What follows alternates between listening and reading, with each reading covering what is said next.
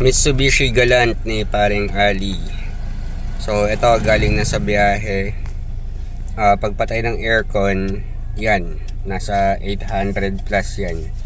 Parang 843. Papatay yung aircon.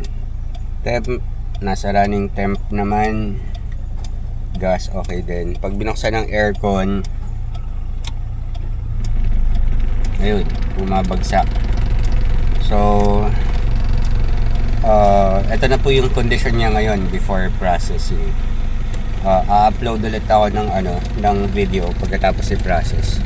So bali yan, naka aircon below 750. Pag niliko, okay naman pag niliko. Mukhang okay pa naman ang servo.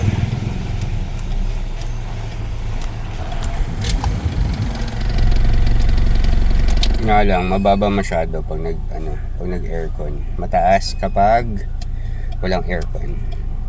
So ang normal niyan 750 lang dapat. Ito yan, yung guhit na yan, napayat.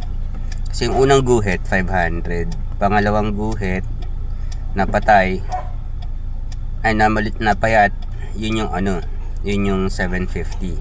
So 0, 500, 750, tapos 1,000. So yun, pag walang aircon, dapat nandito lang yan, 750.